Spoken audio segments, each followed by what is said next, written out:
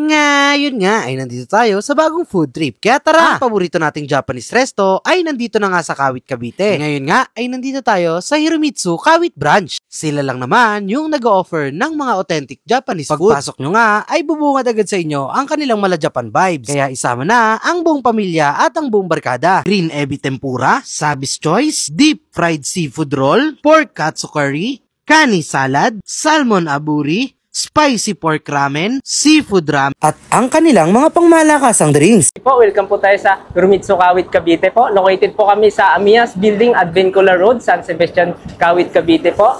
Open po kami daily ng 11 AM to 9 PM po. Sa mga tawista ngayon nga ay nandito tayo sa Hiromitsu Kawit Branch para tikman pa rin yung mga pangmalakasang Japanese food nila dito. So huwag na nating patagalin, hatawin na natin to bago patawin ng iba. Let's go! Natitikman natin itong kanilang Caesar salad. Oh. So tikman na natin to. Yun oh, lagyan natin siya nito. Wow! Good. Tikman natin. Salad oh.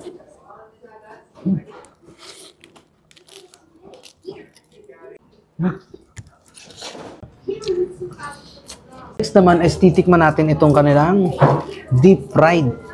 Yun o. Yan. Yun o.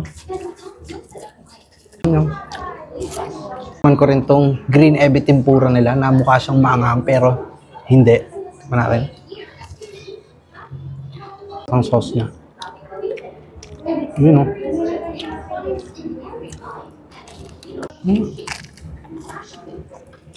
So, titikman din natin itong kanilang ebi spam nigiri. Yun.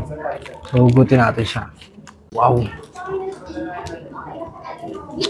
Complete package dito. So, tikman natin to.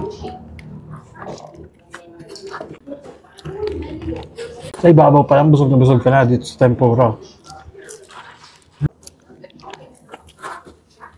So, syempre mga tawista, meron din silang pangmalakasan dito. Ang kiwi lemonade nga. Ito yung paborito natin. Tayo.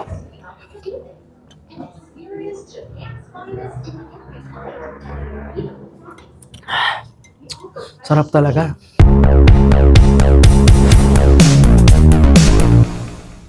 Hataw!